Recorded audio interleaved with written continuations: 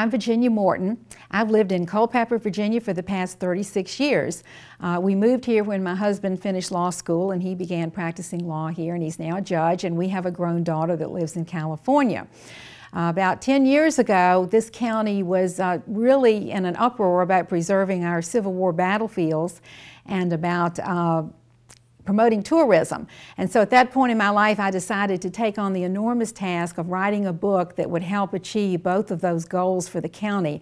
I felt like this was the way I could give back to my community, and also I was very certain that this book was going to have Christian characters and instill Christian values in readers. We're hoping to make a movie out of this book called Marching Through Culpeper that'll bring reconciliation between the North and South and focus attention on what's going on in Culpeper, and even focus attention on the 400-year anniversary of the founding of the city of Jamestown, Virginia. I see the primary value of this movie all tying into this vision for 1 billion souls, with communities throughout Virginia being transformed, and Culpeper is a detonator city for the state of Virginia. And so I think it's important that we make Marching Through Culpeper into a movie in 2006, so that when 2007 comes here, that there will be so much energy and excitement and life in this area that it's just going to be contagious. And it's also going to provide the opportunity to have prayer evangelism as people come to Culpeper,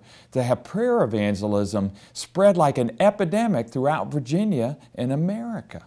The name of the book is Marching Through Culpeper, and although it's classified as historical fiction, it's far more fact than fiction. Culpeper County was more marched across and camped upon than any location in this nation during the war between the states, and the valor and sacrifice of the men who fought here and of the civilians was the story that I wanted to tell. It's based on a fictional family, and the youngest daughter, Constance Armstrong, is the heroine of the book. And she is a very independent young lady, and she has compassion. And she actually takes wounded Union soldiers into her home after a battle that was fought here, the Battle of Cedar Mountain. And one of those young soldiers becomes infatuated with her. And the book is truly a love story between the two of them. And it's the problems that they faced and how they were able to come together and to love each other, even though they are on opposite sides of a very, very bitter war. They're both Christians, and they firmly believe that God brought them together for a purpose. And when the book ends, you realize that their purpose is to help bring reconciliation to our shattered land. Well, I have read the over 500-page book, Marching Through Culpeper, and I enjoyed it very much. And I really got into the southern perspective, which is quite different from the perspective that I grew up with in the north.